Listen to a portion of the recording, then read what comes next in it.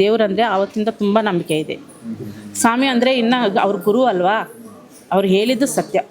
ಆದ್ರೆ ಶಿವನ್ ನಂಬಿ ಇಷ್ಟು ದೂರ ಬಂದಿದ್ದೀರಾ, ನಿಜವಾಗ್ಲೂ ಗ್ರೇಟ್. ಮುಸ್ಲಿಂ ಆದ್ರೂ ಏನು ಅನಿಸ್ತದೆ ಸರ್?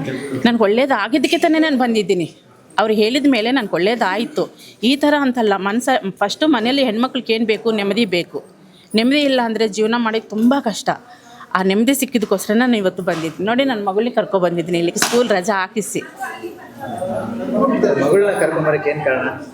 ಅವ್ರಿಗೂ ಒಳ್ಳೇದಾಗಬೇಕು, ಇವಾಗಿಂದ ಅವ್ರಿಗೂ ಒಳ್ಳೇದಾಗಬೇಕು, ಅವರು ಚೆನ್ನಾಗಿ ಓದ್ಕೋಬೇಕು ಅಂತ ನನ್ನ ಮನಸ್ಸಿಂದ ಸತ್ಯ. ಅದಕ್ಕೆ ಕರ್ಕೊಂಬಂದಿದ್ದೀನಿ. ಸಾಕಷ್ಟು ಜನ ಅಂದರೆ ಹಿಂದೇಟ್ ಆಗ್ತಾರೆ, ಮುಸ್ಲಿಂ ಆದರೆ ಹಿಂದೂ ದೇವರು. ಸರ್, ನೀವು ಹಂಗೆ ಹೇಳ್ಬೇಡ.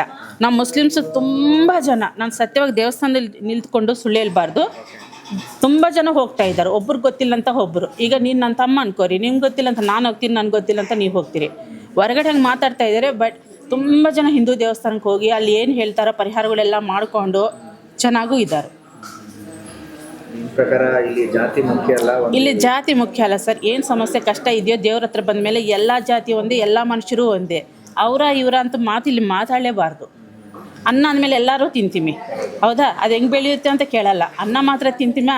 ಮತ್ತು ಅನ್ನ ತಿಂದಿರೋ ದೇವಸ್ಥಾನಕ್ಕೆ ಬಂದ ಮೇಲೆ ಏನಾಗುತ್ತೆ ಹೇಳಿ? ಒಳ್ಳೆಯದೇ ಆಗುತ್ತೆ.